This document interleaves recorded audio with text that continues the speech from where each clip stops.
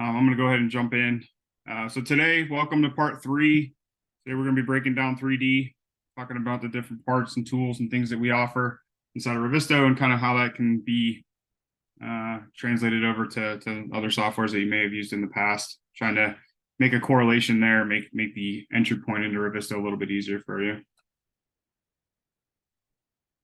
As always, a little bit of housekeeping. We're recording. We're going to send out an email to everybody who's registered. You've already been enrolled in all 6 parts. Please use the chat to engage with other people. I like to try to keep this thing as interactive as we possibly can. Q&A, submit those through the Q&A little thing down there at the bottom. Any future webinars and events, you can follow Revizto on LinkedIn at Revizto, or you can connect with me there as well. There's my beautiful face in static form, and a little bit about me there on the screen. We've kind of been through all that already, so I don't feel the need to kind of go through all that again. All right, so taking the poll, looks like measuring is a big issue for a lot of people, which is okay. We'll talk about measuring today and kind of some ways that you can work and how I've done that in the past.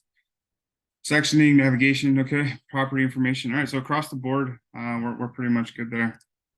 So we can get going into this thing.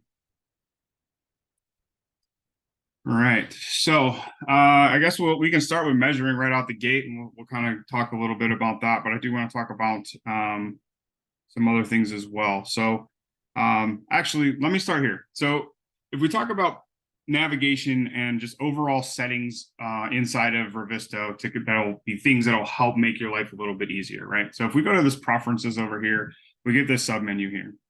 A couple of things to note. So I always have mine set to go to 3D. The 3D space every time I open up a project. That may not work for you. You may want to do issue tracker or 2D. So if you find yourself going to those areas first, you can feel free to set that, and that'll be the default for all of your projects. I also make sure that both of these are selected, and the reason I do that is because I always want to make sure that when I open the project, I always have the latest and greatest information available. And then I also want to be able to select the models that I load when I open a project. Sometimes I see really large files that have lots of scan data, or maybe really large files or design files that I don't particularly care about. I can go in there and I can select the files that I care about, that I want to see, and just load those files. So as far as navigation is concerned, lots of different ways that we can navigate. If you're a former or current user of Navisworks, we do offer Navisworks Walk as a navigation option. Revizto is kind of a mix between gaming and a couple other things. So you're going to use your WASD on your keyboard and some other options there. Gaming mode, Revit, SketchUp. So if you're custom to using these navigation modes, please select them. It'll just make your life a lot easier as you're trying to learn the software and get in there and move around. And all your sensitivities are here, so we can do that. You can change all of your, precisions if you want to, down to 256. For graphics, I have mine set to good, and that just seems to be good enough for me. You can, go all the way up to fantastic if you want to, or change that around if you need to. The only thing that I really recommend here is double-sided materials, and the reason I say that is because sometimes materials get applied to the inside of things, and if that's the case, they won't render. So having this checked will make sure that those items that may have the material applied incorrectly just show up inside of the model. Show textures, this is just checked by default for me. I haven't really messed around with that. If you are experiencing any lags or anything, you can drop this down. People sometimes just put that right there in the middle. So, question in the chat. How do I make the black background? All right, thank you, Brett, for that. I was going to get there. So for camera visibility distance, I always have this maxed out for me. Because we're built on Unity gaming engine, I don't really see very many performance issues having this maxed all the way out. So this is just your back clipping plane for how far we can render. I always usually have this maxed out, but if you're having issues, you can adjust this as well. 3D background, I'll answer that right now. Brett, for you, I changed this to background color to solid, and then I crank everything to the left, and that gives me that black background inside of 3D. That was a tongue twister for me today. For 3D, in 5.13, which is what we're looking at right now, it's our latest version that was just released this week. There are a couple of new options that you may not have seen before, but I'll run through those as well. As far as new 5.13 is the selection color, so you can actually set the color of the object is going to turn when you select it. Inevitably, our out-of-the-box blue color is almost always the exact same color as ductwork. So being able to change this, I think, is a nice feature that we've added. As far as selection resolution, I always have mine set the first object. I find that usually brings back the best properties inside of the model. Sometimes I have to go to last object, but that just really depends on, how the families are created in a particular model. But first object typically seems to be the most reliable as far as information returned. We talked about that. Issue tracker. Really not much to talk about there, more for the cache. But Brett, did that answer your question? Oh, 2D. So we don't have a dark mode in 2D, if that's what you're asking. Only for 3D.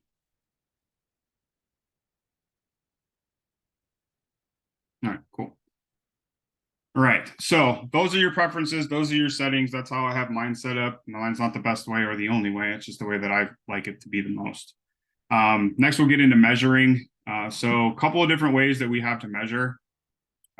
So by default, we're going to get this snapping measurement tool. And really how this works is you have these two nodes on the outside that you can move around and place on, different objects. You can get a corner, you can get an edge, or you can get a face. Depending on kind of where you're at, you'll get the different readouts there. Well, let's say I want to know what the, top part of this cable tray is from the bottom of this steel. I can get that measurement that way. Now, this is going to give me, XYZ hypotenuse squared, some weird mathematician thing. But if we want to get, a hard, say we want to do like a Z lock measurement, for example, if you grab this center thing, you can put this there and it's going to give you that Z lock measurement there. Now, if say we wanted to know like how far, it was this way, we have the ability to put that middle node on this face and it'll give us that measurement for that in-between measurement there. The other way that this works is, you can toggle this way as well for perpendicular, regular, or parallel measurements. So this one is going to go, this direction and give you that distance between the two there, where perpendicular is going to give you this distance from, it's going to give you your Z, your X measurement, where parallel is going to give you your Y measurement. The other way that I like to use this is you don't even have to move these around. You could just double click and it's going to start to take these nodes to whatever you are double clicking on. So it's an easy way to move this thing around and get it closer to maybe your final place where you want to put this. The next one we have is laser range. And this, again, double click, it's going to give you the inside measurement, the minimum distance or whatever the case may be for that, whatever you've selected. You can move this around if you want to manually, or you can double click. I love to double click. I think it's made my life a lot easier figuring that out, that I could do that. So that's how I use the laser range. Usually I use this for like, ceiling heights, room widths, headroom stuff for catwalks and things of that nature, just because that's kind of like the easiest thing for me to use it for. The snapping tool, I usually use this for, again, I use it for, trying to get those Z measurements where maybe it's not directly underneath each other to where the laser range wouldn't work, or, even like pipes and things of that nature, because I feel like I can get that side edge pretty easy with the ability for me to get that straight line icon that you see there now in the middle of the screen. That just means I'm on an edge. Minimum distance, this is pretty straightforward. You activate it, then select two objects. Obviously, I'm picking two pink things. I didn't think that through when I picked my color, but you can get your inside measurement there. So that's your minimum distance between the two objects that you have selected. The last one here is elevation, and this is just a spot elevation. It is tied to what would be 000 for the project. So I really like to use this one for my underground conduit or underground content, as well as first floor. As you move up the building, though, it is again tied to that 000. So there is some math involved there to figure out what that is, but really, really handy for first floor and underground. Just spot elevations. And then we have slope, regular slope, pipe slope, lots of different options as far as ratios that you can use to determine the slope of something. Any questions on measuring? I know that there was quite a few people who were struggled there. Did I do an okay job explaining it? Do you have any other questions that I can maybe help answer?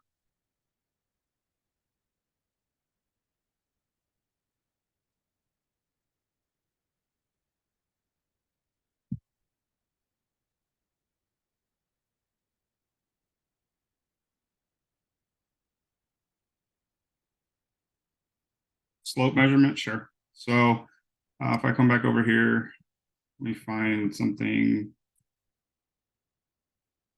It doesn't have to be gravity. It can be, offsets as well. Just trying to find an offset here. Let me get out of here for a second. Map tool. Tool 4 maybe. 3.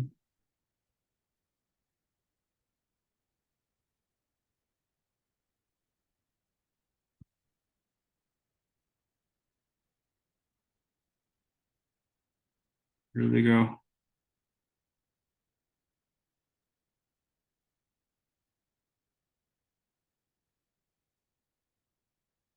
All right, so here's an offset and a pipe. So if I go back to measurement and I go slope, I can put this on the pipe. For whatever reason is reading. So that's, it's telling you what the slope is of that pipe is in this location. I don't know why it keeps changing them.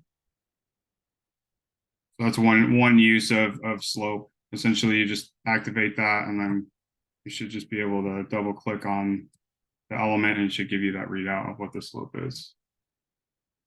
Again, being able to change, different things here.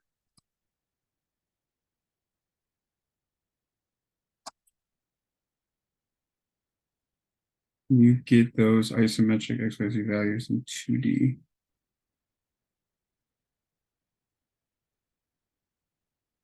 As far as the Colin, as far as the like when you're doing a measurement here, you're talking about these values down here at the bottom.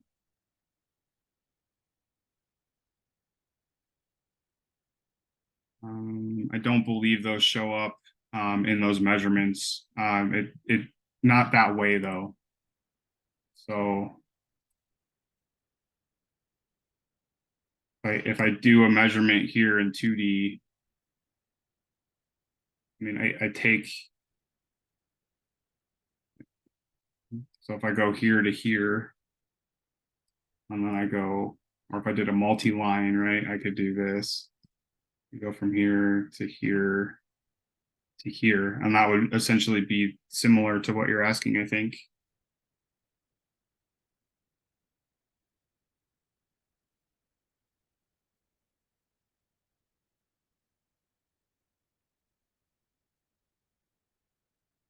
But if you were just measuring from here to here, we wouldn't be able to say it's 8 foot and 12 foot this way. You would have to measure it differently to get those readouts.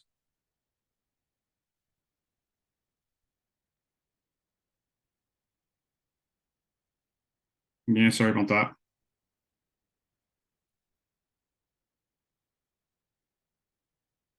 So we're gonna jump over to navigation. So a couple things to note. Down here at the bottom is your home view. Click that at any time to reset and go back to the starting point. We do have viewpoints. You can utilize these viewpoints to get to different parts in the building. You can set these up or have them set up to be rooms or certain areas where people are going to be using an awful lot. The main way that I navigate is going to be through the map tool though, when I'm in 3D. So I utilize this to, select the level that I'm working on. And I can start to see that information, the model starts to section down to that particular level. And then from there, if I need to be over here in this location, I can just double click and I'm teleported to that location in the model. So really that's when I'm coordinating a job, that's how I'm jumping around. That's how I'm doing things. As we all know, coordinating a job, you're not always in one area, you're jumping around and doing a lot of different things. So really utilizing this map tool to get to, another location very quickly is really how I've been able to navigate through the software.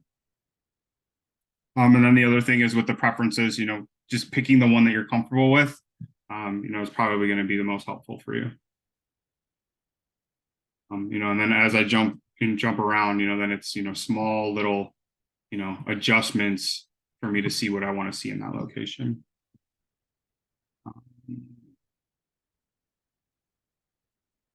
For a reason that model doesn't have rooms, but we'd also have rooms available when they're exported from an authoring software. So, if I needed to go to this hallway, I have the ability to just teleport, click that teleport, go there.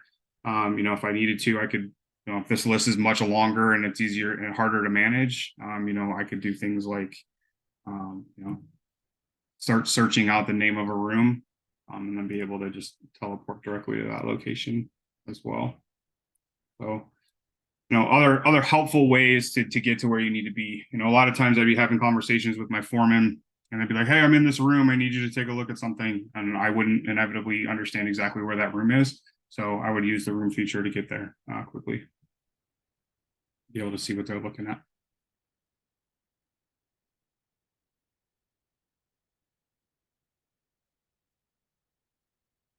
Any questions on navigation, rooms, viewpoints, anything like that?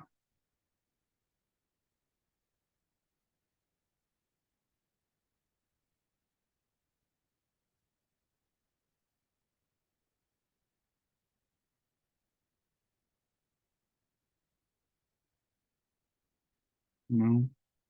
Okay. If you want to, Deidre, you can go ahead and throw up the next poll question for me.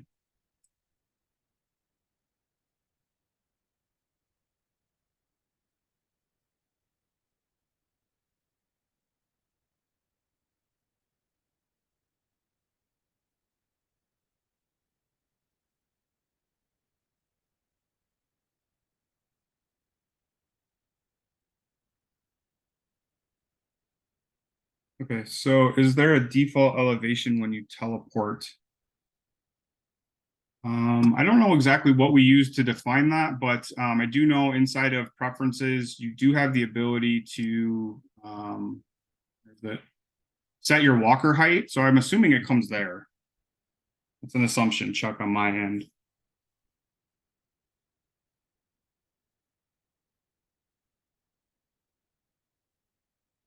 Walking the model using key commands or other tips regarding walkthrough. You mean actually, being on the floor here and walking the model utilizing this tool here. Yeah, so I mean, for me, I use the Revizto navigation model. So I mean, I use WASD to walk around. Really, that's kind of how I do it. But it would be similar with the other options as well. One thing to know is if you hold down Shift, you'll actually travel a little bit faster. So that's something to keep in mind. If you're moving a little bit too slow, you have the ability to hold on that Shift button. The other, does it work in this one? No, not when you're in the walk function, but if this isn't turned on, you have the ability to hold down. Actually, hold on, I was hitting the wrong button earlier. Yeah, so even with this on, if say I wanted to teleport myself over to this side of the room, or this side of the room over here by this door, if I hold down Alt and then click, it's going to jump me over there. So that's another way to quickly get from one side of the room to another, or different sides of the project. It would work pretty much anywhere inside of there. There's really not much else to this. I mean, for me, utilizing, Q and E for me So E is to go up, Q is down, middle mouse button is pan. Right click is going to be, me looking around, and then left click is going to be orbiting that section there. And then obviously WASD is how I move from side to side and up and forward and backward. Cool. All right, so polls done. How often are we tracking prefab installation? Other often, sometimes. Wait, that's a thing. Okay, yeah. So looks like a lot of people are not familiar with being able to do any of that information. So let's start there, I guess. So inside of Revizto, we take this property information that we have from everything that's modeled, and we have lots of information that we can utilize here. So outside softwares can put other information for tracking purposes inside of the properties inside of Revit or other softwares. So we have the ability to use and leverage that information directly from the authoring software inside of Revizto. The other option is we can actually create custom statuses inside of our models as well. And this helps us do things like this. So we're able to look at this cable tray. And if I do this, we have some statusing here involved in where exactly this cable tray is at inside of the prefab status process. This is very simplistic 5-step thing that I just created. So really being able to drill down on kind of your systems, what you're doing. You can create ways to track that, and change it on as you work through the model and as you work through the project.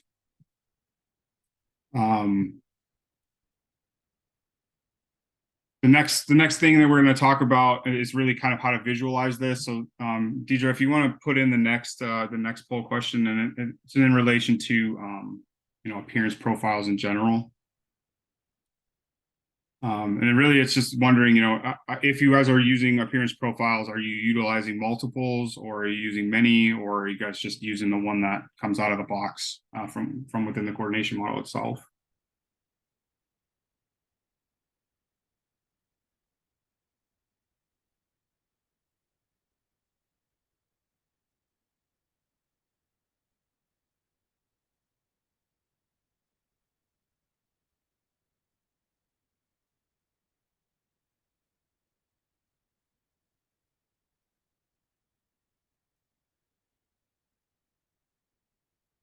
Okay. Yeah, so it looks like most people are only using the coordination view. Looks like some more people are using lots of different ones, and that's fine. Couple of different methodologies that I think that we try to talk about inside of using our software is appearance templates, and kind of how we can leverage that information for different users at different times on a project. Viewpoints to us are really just location information. Now, we do remember appearance profilers that are put on, or section boxes and things of that nature, but viewpoints, for at least in my mind, are used to get you to a location and not necessarily see things how you want to see them, right? So I don't necessarily have a really good one here, probably set up, unfortunately, but this viewpoint here really could be achieved through an appearance profile, as opposed to it just being an actual viewpoint here. So let's say I want to go to the 5th floor. So I want to go to the 4th floor, right? But on this 4th floor model, I really only want to see, maybe my electrical prefab packages, right? So I can quickly go to the area that I want to see, and then I can see it how I want it. So really, that's kind of the methodology that I've been utilizing, and it seems to be working out pretty good, especially when we start to talk about field users and things of that nature, right? Sometimes having all that baked into a viewpoint is great, but other times the people that are actually looking at the software don't necessarily want to see it with a bunch of stuff hidden, or they want to see it, maybe with, a green cable tray, for example. They just want to isolate everything out in that area, and they just want to see the green cable tray, or they want to just isolate all the ductwork out. And instead of having a bunch of different viewpoints here for each one of those different scenarios on different levels, I can go to the level I want and then apply the appearance template that I want. even things like, installation statuses. So I can look at and segregate, say this is all the conduit on the project. This is what I have installed. This is what I don't have installed on the 4th floor. Does that make sense?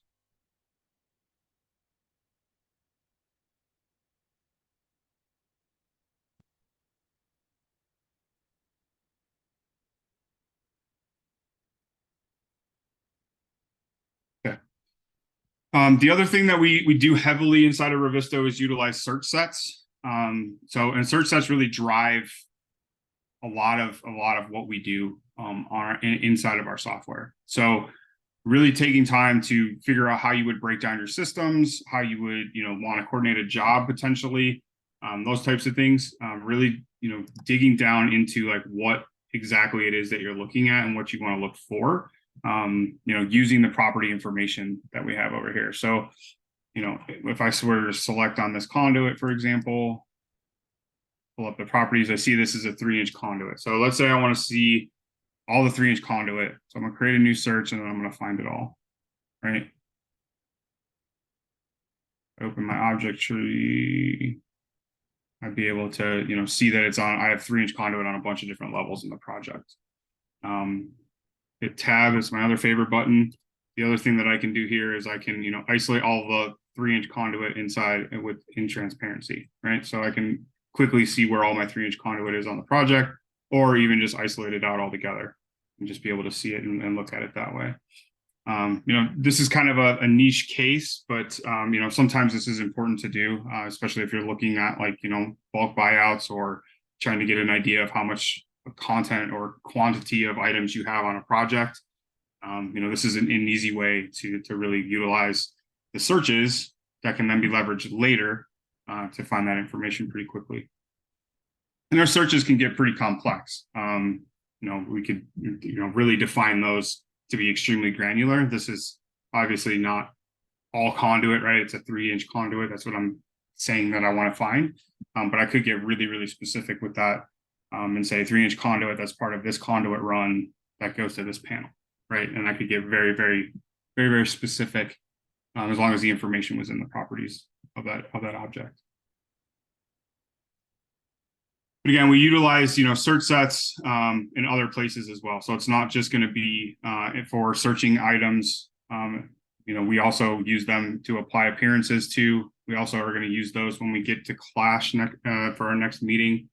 So there's a lot of different places where search sets are used. And the reason why we go with a search set route is so we don't miss anything. A lot of times, especially a couple years ago, when I was coordinating projects, everything would be a selection set, and I never really could understand why we were using a selection set, because it was basically just a static piece of information as opposed to something that was dynamic and could constantly be updated. So, I went ahead and I started using search sets even back in Navis to really help me make sure I wasn't missing anything. Go back to the home view here. So object tree, this is very, similar stuff. We just called it something a little bit different here. But again, this is just going to be a list of all of your models that you have on the project. And then we can dive down into those to get to, actual objects and geometry through this way as well. And this is all searchable, which I think is pretty nice. So if I want to find all the tray, I can just search for it and it'll select it. And then again, I can just isolate all that in transparency. And you can see it that way. If I want to, go back and take away essentially what I've done, you can hit that eyeball and it'll reset everything. And there's lots of different options in here as well. Again, we talked about properties, search set creation, search set list. We haven't talked about a selection inspector. And while this isn't necessarily 3D, it's information that we get out of 3D. So right now I have all this cable tray that's selected on the project. So if I open up this and I go to my, my favorite information that I have set up for cable tray, I can get a report out, that can be exported to a CSV file and then manipulated later inside of Excel. They really get some totals and things of that nature. And we can add a bunch of information here. We can track, what each piece and where it is inside of prefab. We can look at, the overall length of it, those types of things. So this is a pretty powerful tool to be able to have. And if I want to, I can even, click on this and it'll take me to that object in the model. From there, and if I select them all, I could create multiple issues directly from here for each one of these objects. So, for pumps, for example, if you found all of your pumps on the project and that like you wanted to make sure that they were all QA/QC'd correctly, you could create a QA/QC stamp and apply that to each one of your pumps, or for panels, or for insert important item here, and be able to create those issues and track those out in the issue tracker.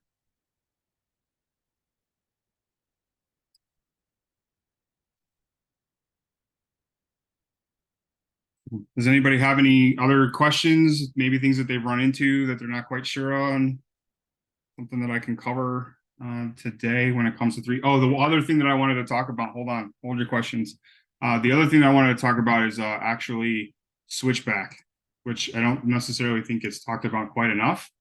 So I have this, everybody's seen this model. Everybody knows what this model is. But I also have it open in Revit as well. So that's why I'm using this one. So switchback can happen a couple of different ways. First and foremost, you need to go to your link settings and make sure that you're linked to the correct Revizto project. Okay. So if it's incorrect, you'll have to change the link and just follow the steps there. But make sure that link is set. In Revizto, if I come here, I can select this wall, for example, just so I know exactly where I'm going to be at in the model. I know this is a pretty small Revit file, but if you're on a much larger project, being able to select an object really helps being able to identify it later. So if I go here and I go switch back to Revit, because that's what I'm linked to currently, and then go to Revit, you'll see that this wall is highlighted and I'm in a different location. So that's one nice thing that you guys can set up for yourselves, especially if you're running through a lot of clash issues. Being able to switch back and forth between the two to get to where you need to be is really handy.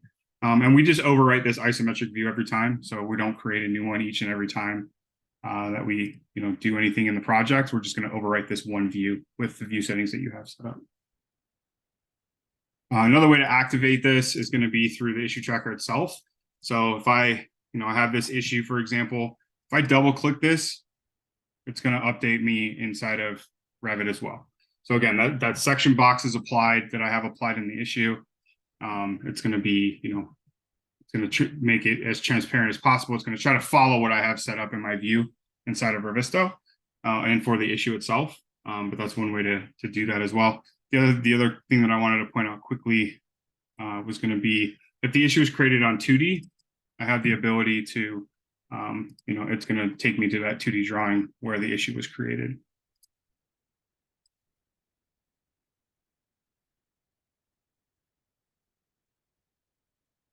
All right. That's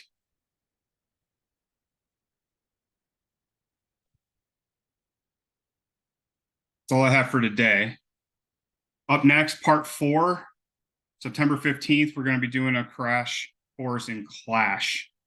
So we're going to be running through there some different workflows and some things that you guys can do to help speed up your time spent inside of Clash automation on your projects. All right, any questions?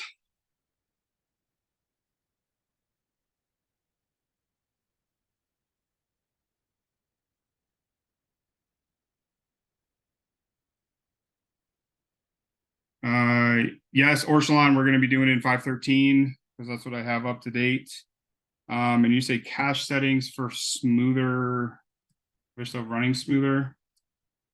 This is what I have set up on mine. I'm pretty sure that's out of the box. Max, if you're having some issues, you can reach out to me and I can try to help troubleshoot some of that stuff for you.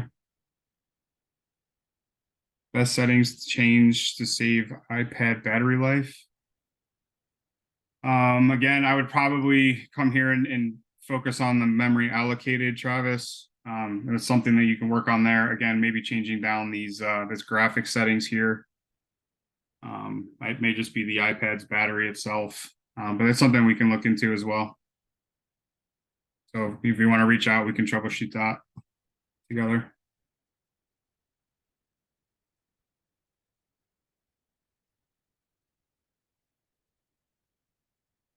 Did I miss any?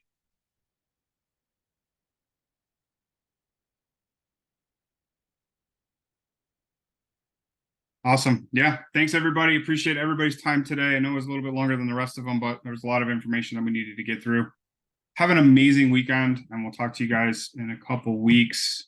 Again, you can contact us any of these things here. Hit me up on LinkedIn. Rev Up again, March 18th through the 20th. This is a must attend event. I can't stress that enough. Last year was amazing. This year's going to be even better. And thank you very much for your time. How can I contact you? Here, I will give you my email address, c.clasen@revizto.com, or you can reach out to me on LinkedIn.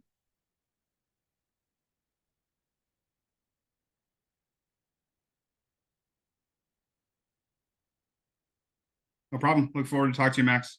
All right, everybody have a great weekend. Thanks again.